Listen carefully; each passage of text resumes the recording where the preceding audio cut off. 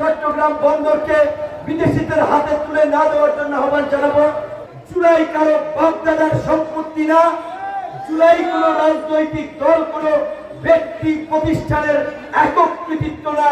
জুলাই গণ অভ্যুত্থান পরবর্তী অন্তর্বর্তীকালীন সরকার আমরা সমর্থন দিয়েছি, গঠন হয়েছে। সেই সরকারের কিছু কর্মকাণ্ড নিয়েও আমরা শঙ্কিত। আপনারা দেখতে পাচ্ছেন বাংলাদেশের একমাত্র আন্তর্জাতিকভাবে ভায়াবল বন্দর হচ্ছে চট্টগ্রাম। এই চট্টগ্রাম বন্দরকে বিদেশিদের হাতে তুলে দেওয়ার মধ্য দিয়ে দেশের সার্বভৌমত্বকে সংকটের মুখে ফেলা হচ্ছে। করিডোরের নামে আমাদের এই খাল কেটে কুমির আনা হচ্ছে। আপনারা জানেন কক্সবাজারের এই অঞ্চলের ভূমি ব্যবহার করে মিয়ানমারে সহযোগিতা পাঠানোর জন্য করিডোর দেওয়া হচ্ছে। আমরা সরকারকে অনতিবিলম্বে এই করিডোর দেওয়া থেকে বিরত থাকার আহ্বান জানাবো। চট্টগ্রাম বন্দরকে বিদেশিদের হাতে তুলে না দেওয়ার জন্য আহ্বান জানাবো।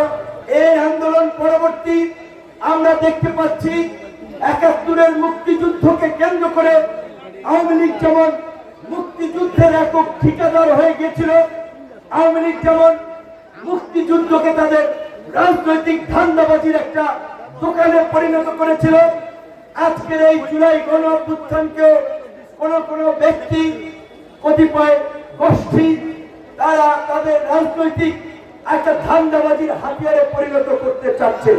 আমি পরিষ্কারভাবেই বলে দিতে চাই, জুলাই কারো বাগদাদার সম্পত্তি না, জুলাই কোন রাজনৈতিক দল, কোন ব্যক্তি প্রতিষ্ঠানের একক কৃতিত্ব না। জুলাই এদেশের সমস্ত শ্রেণী পেশার মানুষের অপমান, জনতার লড়াই সংগ্রামের ফল। এই জুলাইয়ের আকাঙ্ক্ষা হচ্ছে এই ফাঁসিবাদের পতন ঘটিয়ে একটা নতুন বাংলাদেশ বিনির্মাণ করা, যেই বাংলাদেশে ভবিষ্যতে কোন ফ্যাসিস্ট এবং সৈন্য শাসক তৈরি হবে না, যেই বাংলাদেশ হবে জনগণের বাংলাদেশ, যেই বাংলাদেশের সরকারি কর্মকর্তা কর্মচারী থেকে শুরু করে জনপ্রতিনিধিরা জনগণের কাছে দায়বদ্ধ থাকবেন, যেই বাংলাদেশের জনপ্রতিনিধিরা রাতের ভোটে নির্বাচিত হবে না, সিল মেনে নির্বাচিত হবে না, তারা জনগণের ভোটে নির্বাচিত হবে। সেই বাংলাদেশ বিনির্মাণ করার জন্যই এই জুলাইয়ের সংগ্রামীদেরকে জাগ্রত থাকতে হবে এবং জুলাইয়ের নামে যারা দোকান খুলে ব্যবসা করবে তাদেরকে আপনাদের সকলকে মিলে প্রতিহত করতে হবে।